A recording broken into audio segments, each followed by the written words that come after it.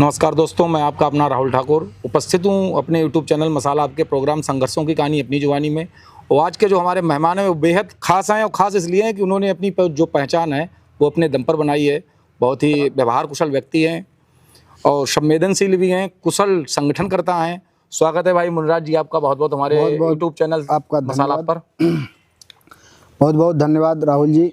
और आपके मैं टीम नहीं कहूँगा, आपके जो भी मित्र हैं, बंधु हैं, जो सहयोगी हैं जी, उन सभी का बहुत बहुत धन्यवाद, आभार। जो आपने यहाँ तक मुझे अवसर दिया उसके लिए मैं आपका बहुत बहुत आभारी हूँ। धन्यवाद भैया।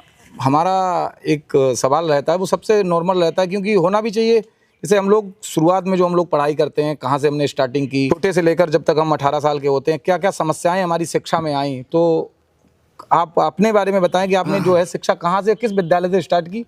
ये बहुत ही अच्छा सवाल भी है। जी जनरली हम लोग मिडिल क्लास फैमिली से हैं, तो जो मध्यम क्लास फैमिली होती है उसको बहुत संघर्ष करके अपनी शिक्षा को आगे बढ़ाना होता है। वही आज के दौर में तो काफ़ी कुछ आगे दुनिया बढ़ गई है जी। बहुत से कॉलेज, जगह जगह कॉलेज, डिग्री कॉलेज बन गए हैं।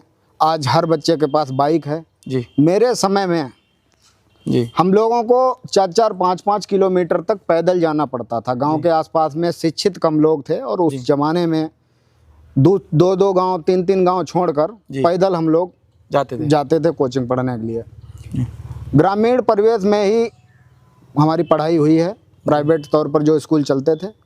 और वहाँ से पढ़ने के बाद मैं जूनियर में भी मैं 7वीं में जलालाबाद आ गया था। मेरी उम्र ये 13-14 साल की रही होगी उस समय। और जलालाबाद आके भी शुरुआत में हम कई कॉलेजों में वहाँ पर पढ़ाई की है, कई स्कूल थे, वहाँ अलग अलग विद्यालय में जाना होता था। और समस्याएं कुछ घरेलू समस्याएं थी। हमारा परिवार थोड़ा, जो लोग थे उस समय ग्रामीण परिक्षेत्र ऐसा होता था कि लोग क्रिमिनल ज़्यादा थे। हाँ सही बात है। शराब के नशे में हर समय रहते थे, शराब बहुत पी जाती थी, क्रिमिनल थे, झगड़े बहुत होते थे, उस समय गिरोह चलते थे। तो हमारा फैमिली बैकग्राउंड थोड़ा ऐसा रहा है कि बाबा थोड़ा पंचायत करने जाते तो लड़ाइयाँ हो जाती थी। ऐसा परिवेश छोड़कर हम जलालाबाद आए और हमने प्राथमिक अपनी पढ़ाई शुरू की। सेठ Rajaram memorial girls inter college था, जिसमें बॉयज़ की क्लास भी अलग लगती थी और हम लोग वहाँ पर पढ़ने जाते थे। हाई स्कूल हमने वहाँ से किया जी। सद्भावना एजुकेशन से, जिनका टाई अप था Jagannath Singh memorial inter college हार गुरैया से, राममूर्ति सिंह वर्मा का इंटर कॉलेज था जी। वहाँ से हाई स्कूल किया। और हाई स्कूल करने के बाद मैं 2 बार आर्ट साइड से, एक बार और एक बार साइंस से, बायो से मैंने 2 बार इंटर किया जी। उसके बाद में कोई लक्ष्य तय नहीं हो पाया कि क्या करना है। पहले कुछ पता नहीं था जी। जितना पिताजी बताते थे उतना पता था, या जितना शिक्षक वहाँ बताते थे उतना पता था जी। कोई भी उस समय कोई राय देने वाला व्यक्ति ऐसा नहीं होता था कि वो यह कहे कि आपको कौन सी लाइन जाना है। मेरे मन में था कि मैं डॉक्टर की कोई डिग्री ले लूँगा, लेकिन घर की परिस्थितियाँ ऐसी नहीं थी। मैंने बताया कि क्रिमिनल रिकॉर्ड था, लड़ने झगड़ने में ही पूरा समय चला जाता था। मैं डॉक्टर की डिग्री लेना चाहता था, मैं डॉक्टर की पढ़ाई करके सेवा करना चाहता था। मेरे मन में सेवा भाव बहुत पहले से था, लेकिन वो हमारा सपना अधूरा रह गया। फिर आर्ट साइड से इंटर इसलिए किया था कि कोई सिविल की तैयारी करेंगे, वो भी नहीं कर पाए।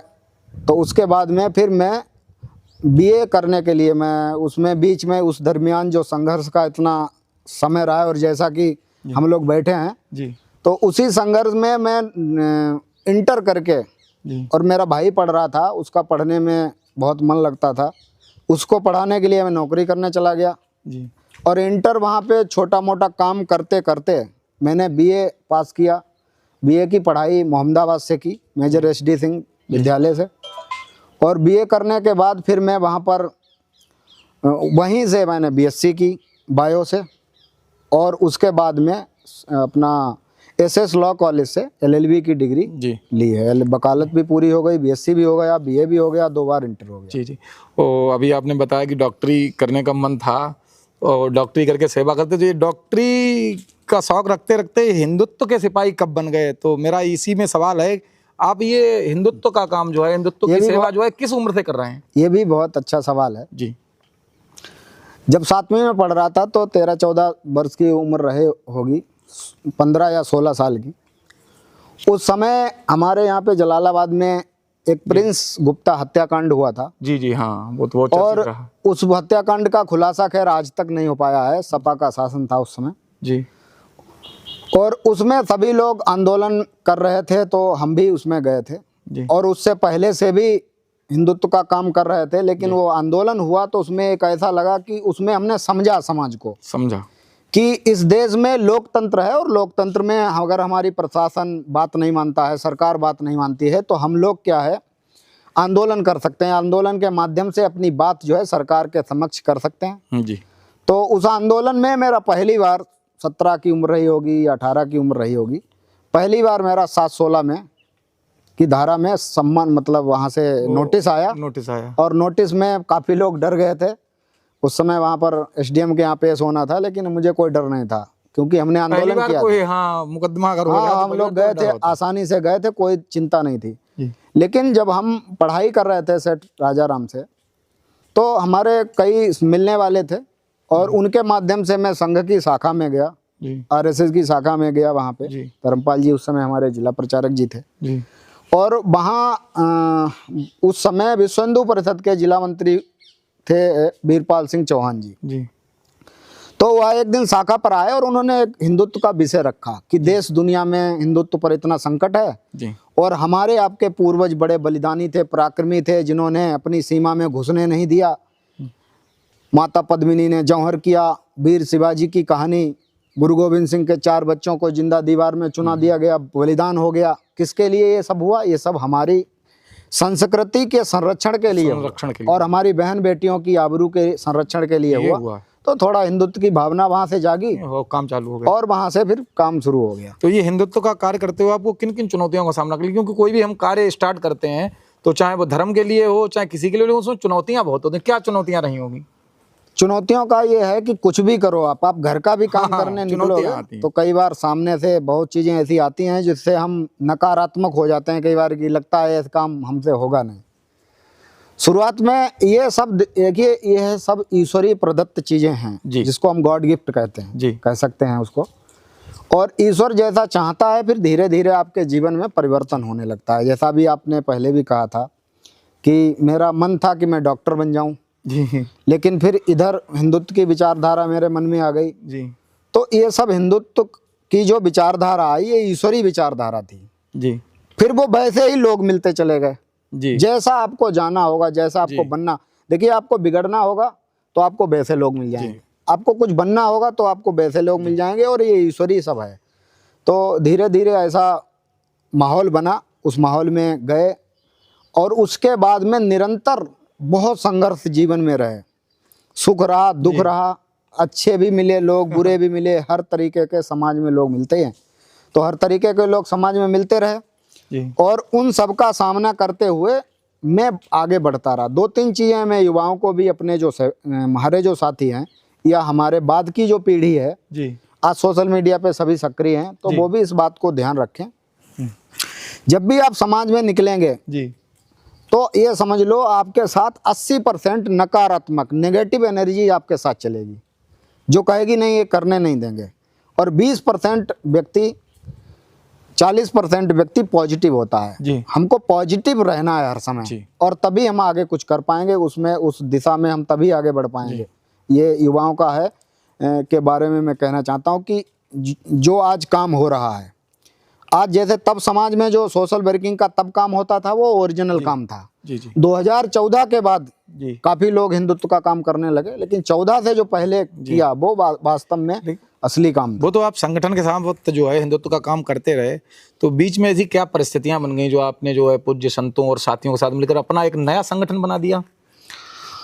क्या वजह रही? देखिए, संघ ने हमको उठाया, हमको बड़ा किया, हमको काफी कुछ चीजें सिखाई, हमको मैनेजमेंट सिखाया, लोगों को कैसे लेके चलना है ये सिखाया, लीडरशिप सिखाई, काफ़ी कुछ वहाँ से सीखने को मिला। उसके बाद में आगे चलते गए तो 2018 में ये पीरियड मैं बता रहा हूँ आपको, 2009 से और 2018 तक लगभग 9-10 साल जी हमने विश्व हिंदू परिषद संघ और उनके तमाम अधिकारियों के सानिध्य में काम किया।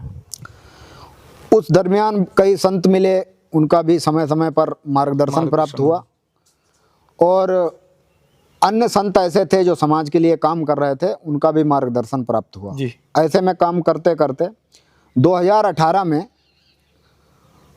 विश्व हिंदू परिषद बड़ी तेजी से देश दुनिया के अंदर काम कर रहा था। पूरी दुनिया के कई देशों में विश्व हिंदू परिषद का कार्य था जी। और ये छुपा ही नहीं है जी कि एक समय भाजपा को भी कोई नहीं जानता था, तब विश्व हिंदू परिषद को लोग जानते थे। राम जन्मभूमि के आंदोलन से जी वो निकले थे। विश्व हिंदू परिषद का काफ़ी इतिहास भी हमने पढ़ा था, काफ़ी अधिकारियों से मिले थे, और परिषद के मेरे 5 वर्ग हुए। विश्व हिंदू परिषद में 15 दिन का एक प्रशिक्षण शिविर होता है, जिसको परिषद वर्ग कहते हैं। परिषद के मैंने लगातार 5 साल तक शिविर में गया हूँ, शिविर किए भी हैं और उनके व्यवस्था में भी रहे हैं। और लगभग 9 साल तक लगातार जी ये अपना बजरंग दल के 7 दिवसीय सौर प्रशिक्षण वर्ग होते हैं, उनको भी मैंने किया है, उनकी व्यवस्था में रहा हूँ, शिक्षक भी रहा हूँ। और लास्ट जो हमने 2017 में यहाँ पे बदायूं जिले में विद्या मंदिर में जो प्रशिक्षण किया था, उसमें मैं मुख्य शिक्षक की भूमिका में भी रहा जी। उसके बाद में उसी समय जी थोड़ा ऐसा विवाद सा खड़ा हुआ संगठन में, आपसी विवाद जी, कि विश्व हिंदू परिषद में कभी चुनाव नहीं हुए थे जी। उस बार पहली बार चुनाव करा के एक नए अध्यक्ष को बनाया गया, जिसमें एक पार्टी थी डॉक्टर प्रवीण भाई तोगड़िया जी की जी। एक पार्टी जिनको कोई जानता नहीं था, कोई सदाशिव कोकजे उनका नाम था, कोई रिटायर्ड जज थे जी। उनको उसमें भरा गया था। और तोगड़िया जी का जो उनकी जो सपोर्ट की पार्टी थी, उसमें राघव रेड्डी जी थे जी, जो पहले अध्यक्ष थे, उनका उसमें नामांकन था जी। पहली बार चुनाव हुआ, गलत तरीके से बीएचपी और शासन सत्ता को दबाव में रखकर गलत चुनाव करा दिया गया जी। उसमें फिर इनको निकाल दिया गया, और निकलने में भी ये रहा कि संघ परिवार ने या विश्व हिंदू परिषद ने डॉक्टर प्रवीण भाई तोगड़िया को मुक्त नहीं किया था जी। अध्यक्ष बदले थे, इनको कोई जिम्मेदारी नहीं मिली थी, तो इन्होंने दूसरा संगठन बनाने की घोषणा कर दी। ये काम गुड़गांव में हुआ, हरियाणा में। उस समय क्योंकि नई अवस्था थी, नया खून था, संघर्ष मांगता था खून, नौजवानी में सब चाहते हैं कि आंदोलन करें, संगठन। आंदोलन से देखिए, लोकतांत्रिक पद्धति में आंदोलन से ही संगठन जो है जमीन पर आपका दिखाई देता है जी। आंदोलन हुए, प्रदर्शन हुए, तो उसमें डॉक्टर प्रवीण भाई तोगड़िया को सभी पूरा देश भर जानता ही था। उस समय तेज तर्रार हिंदू नेताओं में उनकी गिनती होती थी। ऐसे में जो हमारे साथ के जो लोग थे, प्रांत स्तरीय पदाधिकारी थे, जिला स्तरीय पदाधिकारी थे, और बाहर हमारा जहाँ भी संपर्क था, तो सभी बोले कि अपन सब लोग डॉक्टर तोगड़िया जी के साथ चलेंगे। तो 2018 में ही 24 जून को जी 2018 में श्री फोर्ट ऑडिटोरियम है दिल्ली में, नई दिल्ली में जी, वहाँ पर कार्यक्रम हुआ, और डॉक्टर तोगड़िया ने नया एक अपना संगठन बनाया, जिसमें मुझे उस समय में विभाग का दायित्व मिला था। शाहजहांपुर और पीलीभीत 2 जिलों को मिला के एक विभाग बनता है। उसके बाद में निरंतर हम लोग काम करते रहे। संगठन को यहाँ नीचे स्तर पर शुरुआत में कोई जानता नहीं था, बहुत मेहनत की हम लोगों ने, दिन रात, सर्दी हो गर्मी हो, संगठन खड़ा किया। उस चीज की कल्पना केवल हम कर सकते हैं, सामने सुनने वाला व्यक्ति उसकी कल्पना नहीं कर सकता, क्योंकि भूखे रहना पड़ रहा था, पैसे नहीं थे, तो कैसे भी अरेंज करके हम लोग पेट्रोल डलवा के और भूखे रहकर समाज में जाके जागरूकता करना, काम करना। और ये बरेली मंडल के 4 जिलों में बहुत अच्छा सिस्टम एक खड़ा किया था जी। फिर कुछ परिस्थितियां रहीं, कुछ लोग गलत कर रहे थे, उनको रोकने का प्रयास किया, नहीं माने, तो इसलिए फिर संगठन को छोड़ना पड़ा। क्योंकि जिन जैसे मैं आपके घर आया कि राहुल भाई आपको संगठन में जुड़ना है, अब आपका कोई स्वार्थ नहीं है, फिर भी आप अपने घर से 10 किलोमीटर दूर जाकर मुझे रिसीव करते हैं, अपनी बाइक पे बैठाते हैं जी। अपने घर में भोजन कराते हैं, फिर आसपास जो आपके संपर्क हैं उनमें मुझे ले जाते हैं कि ये मुनिराज जी हैं, ये ऐसे ऐसे हिंदुत्व का काम करते हैं, इनसे जुड़ जाइए। और मैं आपको कोई दायित्व देता हूं, और उसके बाद मुझे बिना पूछे संगठन से आपको कोई निकाल देता है, माने मुक्त कर देता है, ये गलत बात है। तो फिर मुझे कितना कष्ट होता है, क्योंकि मुझे मालूम है ना कि राहुल जी ने हमको किन परिस्थितियों में अपने घर में रोक कर हमको चाय पिलाई, भोजन कराया, और साधन से मदद की, पैसे से मदद की, कोई स्वार्थ नहीं था, सब जानते थे। अगर स्वार्थ होता तो भाजपा से नहीं लोग जुड़े, हाँ हाँ, हमसे क्यों जुड़ते। सही बात है, सही बात है। ऐसे परिस्थिति में जब इन्होंने हमारे लोगों को निकालना शुरू किया तो उस समय फिर 2023 में हमने उस संगठन को भी अपना नमस्ते कर लिया और जैसा था वैसा छोड़ दिया, कोई विवाद नहीं किया। अपने संगठन का नाम और बताइए, क्या बस क्या संगठन उसके बाद में हमने ही नहीं, मैं उसका एक हिस्सा था, मैंने नहीं बनाया। जी जी, जो काफी लोग थे, अयोध्या के आदरणीय जितेंद्र शास्त्री जी थे, कानपुर के कुछ बंधु थे, फर्रुखाबाद के कुछ लोग थे, नोएडा के, गाजियाबाद के, दिल्ली के, पुवाया के विवेक मिश्रा जी, नाहिल जी थे, जी एडवोकेट हाई कोर्ट के पुष्कर अग्निहोत्री जी थे, और काफ़ी लोगों से उस समय चर्चा थी। वो लोग आने को थे, फिर बाद में अपने किसी स्वार्थवश हमारे साथ नहीं आए, लेकिन हम लोगों ने हिम्मत नहीं हारी और आराम से अपना बरेली में, नाथ नगरी में संतों को बुला के, जो हमारे संपर्क में थे पूज्य संत, उनको बुला के और हम लोगों ने भारतीय बजरंग दल का 2023 में गठन किया था। जैसे कि हमारे चैनल की थीम ही है संघर्षों की कहानी अपनी जुबानी, तो इस पूरे समाज कार्य में कोई बड़े संघर्ष जो आप कर रहे हो, कोई एक संघर्ष जो उसमें आपने किया हो या समस्या आई हो, वो बताइए हमको। 2008 से ये काम शुरू हो गया था जी, तो 2008 मान लें 2 और आज है 2025, जी लगभग 16 साल का जो कार्यकाल रहा, जी, 16 साल का बचपन से, उसमें कई संघर्ष के ऐसी चीज़ें आई जिनको फेस करना पड़ा। जी कई दबाव ऐसे आए, उनको भी फेस करना पड़ा। जी, और कई बार ऐसा लगा कि आंदोलन हो रहा है, जी, हम जा रहे हैं वहाँ पर, कई बार लाठी भी चार्ज हुई, डंडा भी पड़ा। एक बार तो राजनीतिक दल का एक कार्यक्रम था, धोखे से वहाँ किसी के दबाव में मुझे जाना पड़ा विधानसभा लखनऊ में। जी, उस समय सपा की सरकार थी और बहुत लाठियाँ मारी थी। हम लोग वहाँ से कैसे भी निकल आए थे। हमारे साथ अंशुल चौहान जी थे मेरे साथ में, उस समय वो युवा मोर्चा के वो जिला अध्यक्ष थे। उसके बाद में एक प्रिंस हत्याकांड में हम लोग काफ़ी लगे रहे जी, उसका बाद में खुलासा नहीं हुआ। उसकी जो है मृत बॉडी मिली थी यहीं पे ठिंगरी के पास। और एक कार्यक्रम जो हम लोगों ने 2014 में शुरू किया था, जी, तो 2014 में सपा की सरकार थी, उन्होंने कहा था कि हम डीजे नहीं बजने देंगे सावन की यात्रा में। सावन की यात्रा में ये नहीं बजने चल रहा था। मैं उन दिनों बरेली में रहता था जी, और जब भी मुझे समय मिलता था तो मैं सैटरडे और संडे, शनिवार और रविवार को जी, वहाँ से अपना छुट्टी लेके और कहीं नहीं जाता था, सीधे जाके अपने काम पे लग जाता था। उस समय की टोली में जो बजरंग दल में हमारे लोग, हमारे साथ सहयोगी थे, वो सब आ जाते थे और हम फिर रात में, दिन में हम लोग प्रवास पे जाते थे। तो उस समय का जो समय था वो खुदागंज से लेके, जिसको हम गोपाल नगर कहते हैं, खुदागंज से लेके ईश्वरपुर, अल्लाहगंज तक, और उधर से यहाँ कलान और बालाकला तक, इतना अपना क्षेत्र था। इसमें हम लोगों को जाना होता था लेडी। तो उन्होंने जब ये कह दिया कि ऐसा नहीं होगा तो फिर एक आंदोलन किया गया। 2013 में ही पहला आंदोलन हुआ, वहाँ पे कचहरी घेरी डीजे को लेकर। हाँ, डीजे को लेकर। अपने अनुज कुमार सिंह जो इस समय डीजीसी क्राइम है, उनके नेतृत्व में हम लोगों ने वहाँ पर कचहरी में आंदोलन किया और यह तय हुआ कि अगर प्रशासन नहीं मानेगा तो हम अपना डीजे बजाएंगे, क्योंकि ये हमारा धार्मिक आस्था का विषय है। इसमें फिर हमारे को ज़्यादा परेशान ना किया जाए। और आस्था से संविधान में भी है कि कोई भी व्यक्ति अपने धर्म के अनुसार पूजा पाठ, भजन कीर्तन, कथा सब कर सकता है, उसको अथॉरिटी है। लेकिन सरकार जबरदस्ती अपनी औरंगजेब का शासन थोपना चाहती थी। फिर मैं वो आंदोलन से चला गया बरेली। मुझे शुक्रवार को फोन आता है कलान से एक बंधुओं का कि यहाँ पर अमर सिंह यादव एसओ हैं, उन्होंने यहाँ पर डीजे उतार लिया है, कामरें खंडित हो गई हैं, डीजे वाले पे मुकदमा लिख दिया है और वो जो पिकअप पे डीजे लाद रहे हैं उन पे मुकदमा लिख दिया है।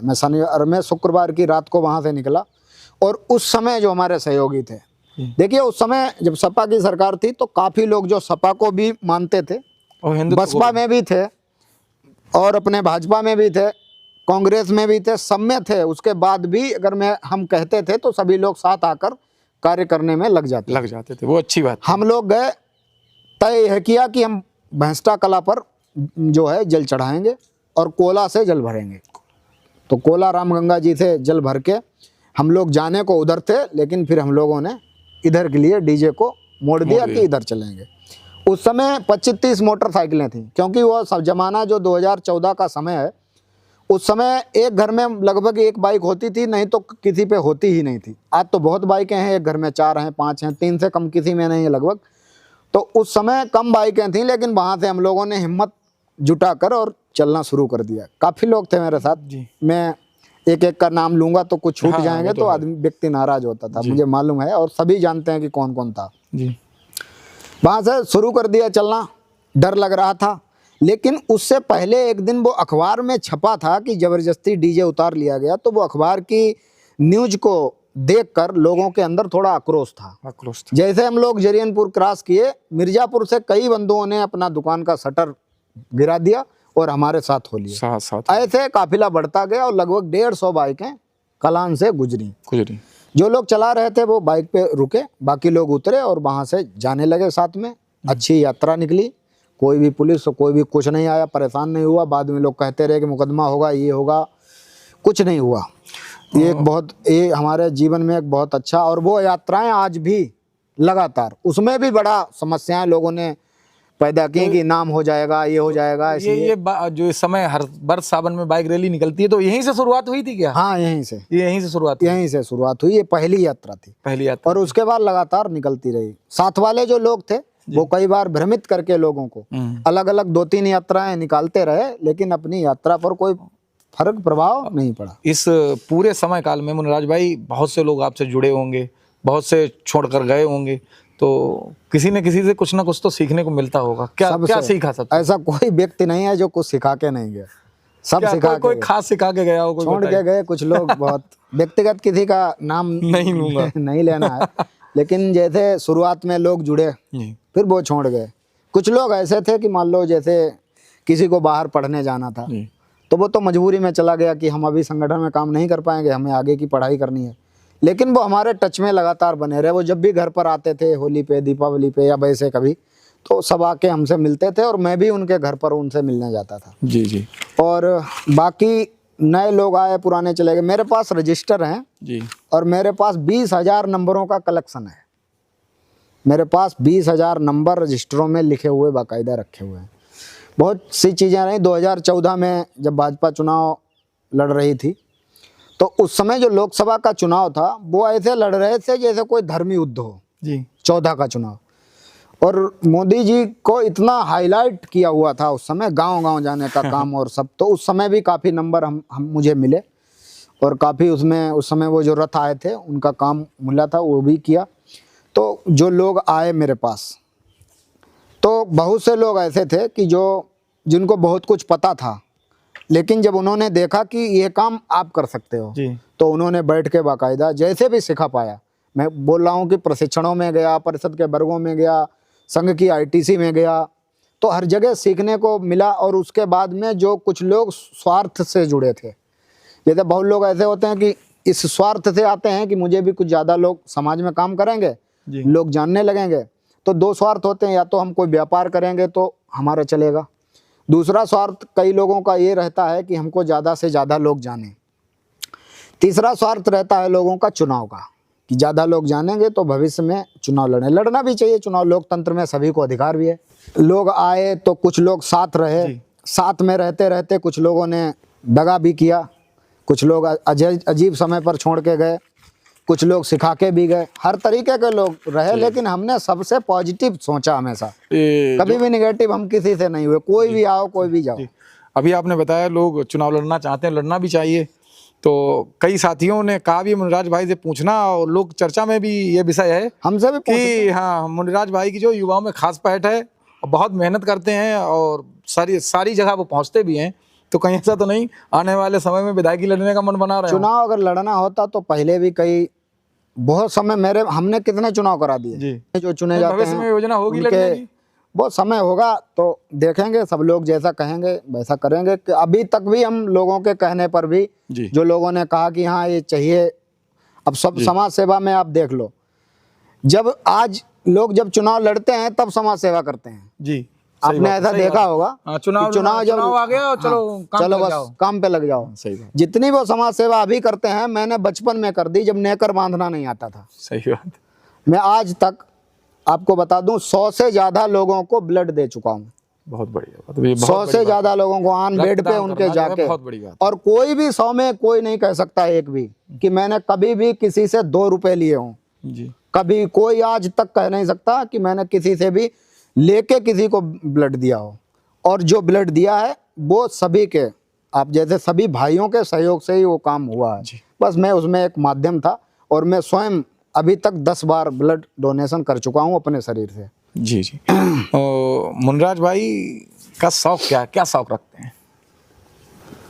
शौक तो मुझे कोई पता नहीं क्या है ऐसा काम शौक तो सबका होता है। हमसे कोई कह दे कि हमारा ये काम है, जी देखो हम मेरी औकात ना हो बिल्कुल भी जी, लेकिन मुझे ये लगता है कि मुझे करना चाहिए। वो कोई कह दे कि मेरा ये काम है, और मैं जाके कई बार करता भी हूँ। लोगों का साथ देना, सहयोग करना शौक है। बस ये बहुत बड़ा शौक है हमारा। जी।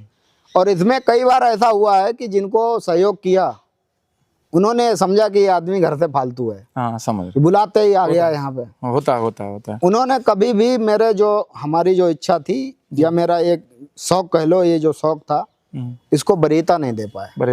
और बहुत लोगों का मैंने हर तरीके से सहयोग किया। ये हम इसलिए नहीं कह रहे कि हमने किया, मेरी औकात तब भी नहीं थी, आज भी इतनी नहीं है कि मैं हर तरह से आपका सहयोग कर पाऊँ, लेकिन मैं वहाँ पहुँच जाऊँगा तो कुछ ना कुछ जरूर होगा, हौसला तो बढ़ेगा। हाँ, कम से कम हौसला बढ़ेगा। और तो किया लोगों का। कभी ऐसा तो नहीं होता, जैसे अभी आप समाज सेवा करते हैं, हिंदुत्व का भी काम करते हैं, आप क्षत्रिय समाज से आते हैं, तो क्षत्रिय समाज से आने के कारण कभी जातिवाद का आरोप लगता है? बहुत हमेशा लगाते हैं, हर साल मेरे पास सावन की यात्रा में मेरे एक बार जरूर आरोप लगता है कि वो यात्रा जो है वो जातिवादी यात्रा। तो वो जातिवादी यात्रा कैसे हो? बाकी आप भी गए 1-2 कार्यक्रम में जी, वहाँ पे जो हजारों लोग होते हैं उनमें सब जातियों के लोग होते हैं। एक भी हिंदुओं की ऐसी कोई जाति परंपरा नहीं है जिस जाति परंपरा के लोग उस यात्रा में नहीं आते। कभी कोई आ जाए मैं गिना दूंगा, ज्यादा करे तो कोई, मैं उनका जो सर्टिफिकेट होता है वो उनसे कह देंगे ले आओ, और वो भी दिखा। हर जाति के लोग आते हैं, लेकिन ये बहुत सस्ता आरोप है।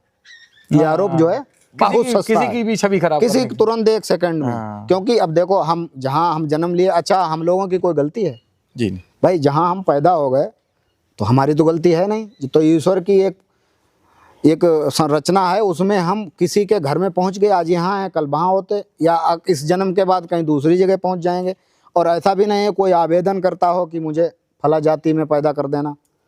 तो ये निराधार आरोप है, और मैं सबके यहाँ जाता हूँ, और मैं सबके यहाँ खाया हूँ, पिया हूँ, बैठा हूँ, सब कुछ आराम से रहा हूँ, कोई भेदभाव नहीं। मुनराज भाई, एक सवाल है गाय को लेकर। गाय की समस्या भी बहुत है, सारे किसान भाई परेशान भी रहते हैं इस चीज़ को लेकर। खेत में गाय चर जाती है खेत। हमने आपका एक वीडियो देखा जो बहुत वायरल हो रहा था, एक गाय मर गई थी तो उसका सब जो आप जेसीबी में खुद अपने हाथ से लाद रहे थे। देखा जाए आमतौर पर लोगों की गाय खुद की हो, दरवाजे के बाहर मर जाए तो लोग लादना नहीं चाहते हैं, ट्रैक्टर ट्रॉली से खींचते हैं, लेकिन आप अपने हाथों से उसे लाद रहे थे, कैसे करते हैं? क्या है, लोगों की श्रद्धा गाय के प्रति से धीरे धीरे खत्म होती चली, कम नहीं खत्म हो रही है। लोगों के यहाँ डेथ हो जाती है, वो मुझे बुलाते हैं अपने यहाँ, उनको उसका दूध निकाल के, और जब असहाय हो जाती है या मर जाती है तब वो सोचते हैं कि गौशाला वाले ले जाएं या बजरंग दल वाले आ जाएं, किसी हिंदू संगठन के लोग आ जाएं, वो इसको यहाँ से ले जाएं। हम लोग करते हैं। वो वीडियो जो वायरल हो रहा था, वो एक रोड पर एक्सीडेंट हुआ था जिसमें 9 गाय को एक ट्रक वाला कुचल के चला गया। ये कोई पहला प्रकरण नहीं है जी। और गाय से हम लोग बहुत, हिंदू संगठन के जितने भी लोग हैं जी, बहुत परेशान हो चुके हैं। सरकार इसमें कोई बहुत अच्छे स्तर पर हस्तक्षेप नहीं कर रही है। मुझको अगर जिम्मेदारी दी जाए ये कि मैं आज यहाँ आपके सामने मंच माइक पर भी कहता हूँ, मैं अगर मुझे ब्लॉक स्तर की एक जिम्मेदारी दी जाए और उसमें सरकार सहयोग करे जी, मैं गारंटी के साथ कहता हूँ एक भी गाय कहीं आपको रोड पर मिलेगी नहीं जी। एक भी गाय नहीं मिलेगी। समाज सहयोग करने के लिए तैयार है हाँ, लेकिन ये एक बहुत बड़ी समस्या बन चुकी है आज। समाज आपको भूसा दे देगा, आपको अनाज दे देगा, चाहोगे तो आपको जो रोज एक रोटी हमारी परंपरा थी निकालते थे वो मिल जाएगी, लेकिन इसको कहीं ना कहीं हर गांव स्तर पर अलग अलग सुचारू रूप से शुरू करना पड़ेगा। अभी जो बजट भी आ रहा है उसको भी अधिकारी और सब मिलकर उसको खा ले रहे हैं और उसको गाय तक वो नहीं मिल पा रहा है। तो एक बड़ा संगठन है जो अपने आप को बहुत दुनिया का बड़ा हिंदू संगठन कहते हैं, उनको अगर रोटी चाहिए होती है 200-400 लोगों की तो वो गांव-गांव जाकर मांग लेते हैं। कोई व्यवस्था चाहिए होगी वो मांग लेते हैं, अरेंज कर लेते हैं। कितने भी लोग आ जाएं सबकी व्यवस्था कर देंगे। लेकिन आज गाय के नाम पर जब सरकार आई है तो आज गाय के नाम पर वास्तविकता में कोई सहयोग नहीं है, कोई संघर्ष भी नहीं है और कोई ऐसी क्लासेस भी नहीं है जहां पर जाके इस विषय पर उस पर बताया जाए, चर्चा की जाए। तो मुनिराज भाई, हमारा अगला सवाल ये है कि हमारे जो युवा साथी हैं उनको आप क्या संदेश देना चाहेंगे हमारे चैनल के माध्यम से? आपके चैनल ये बढ़िया है, मैं तो कह रहा हूँ धीरे धीरे और भी लोग होंगे, हमारे अलावा बहुत लोग हैं जिन्होंने संघर्ष किया है, अपना अपना क्षेत्र है उनको संघर्ष करने के लिए। मैं युवाओं से बस यही एक मेरी ये समझ लो, मैं कहना नहीं चाहता हूँ, बस आपसे प्रार्थना है आप सभी से जी कि अपनी दिशा आप स्वयं निश्चित करो जी। और दिशा में क्या है कि आज मुझे फ़ोन करते हैं लोग जी। कि भैया पद दे दो संगठन में। संगठन में पद मत लो, पद लेने से क्या हो जाएगा, मैं आपको जिलाध्यक्ष बना दूं, मैं आपको प्रदेश अध्यक्ष बना दूं और आप जाओ एक कमरे में बंद हो जाओ, आपको कोई जान पाएगा नहीं। और किसी भी संगठन में दायित्व लेने के बाद सबसे पहला दायित्व है अपने परिवार का दायित्व। परिवार का, मेरी माँ, मेरा भाई, मेरी बहन, मेरे पिता कैसे हैं और क्या कर रहे हैं।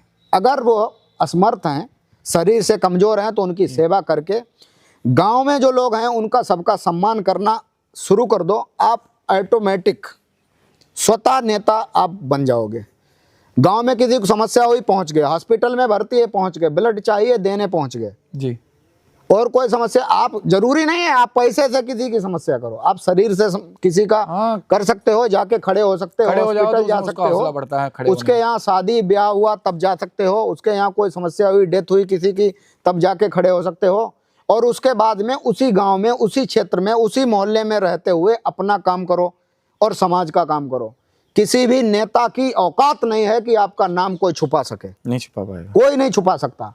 लेकिन आप उसका ठीक उल्टा कर रहे हो। आज फलाने के साथ कुछ समय बिताने का मौका मिला, आज फलाने के यहाँ गए, खिड़कियां खोलते घूमते रहोगे, आपको कोई जान नहीं पाएगा।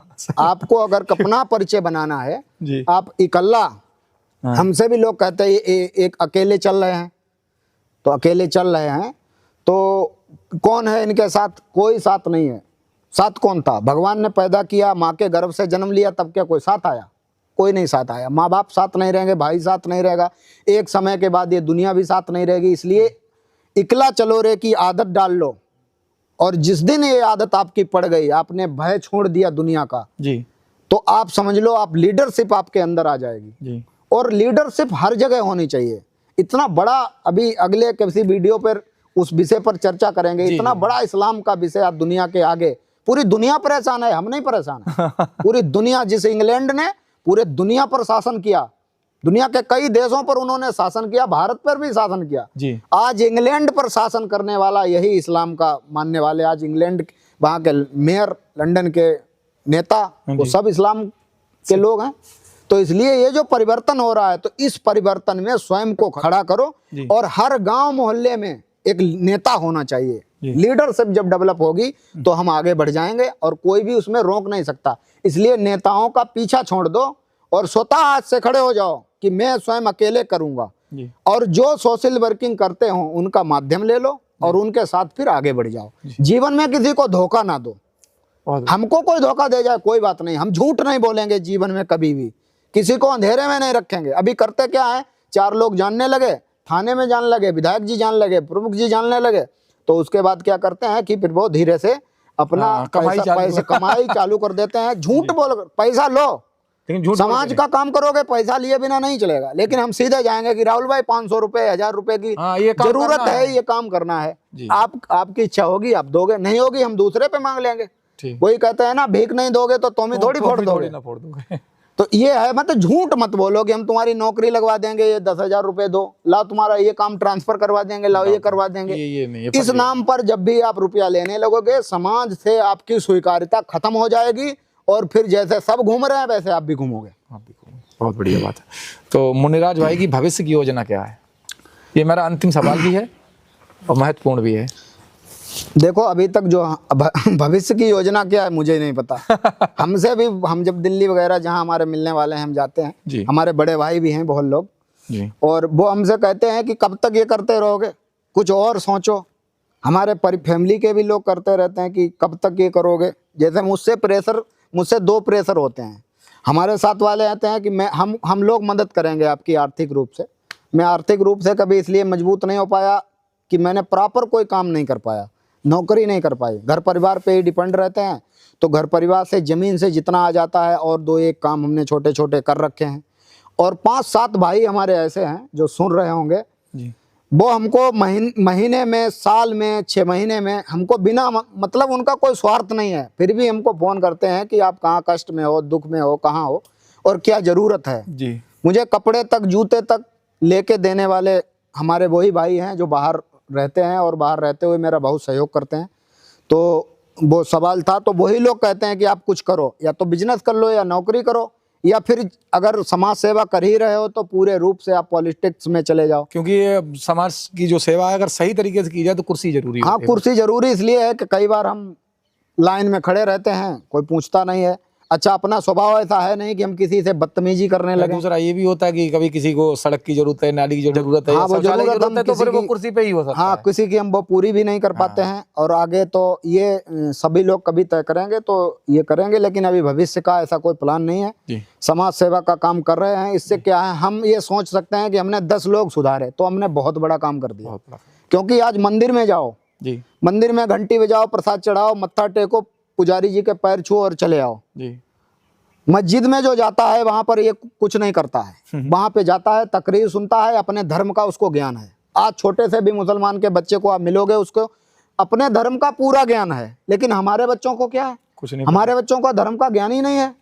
तो ये काम अभी हम धीरे धीरे 10 लोग इकट्ठा कर लिए, 20 लोग इकट्ठा कर लिए, 50 लोग इकट्ठा कर लिए और उनको धर्म के बारे में जानकारी हम देते हैं कि भारतीय संस्कृति और परंपरा क्या है। आज भाई भाई से लड़ जा रहा है मेड़ के लिए, नाली के लिए।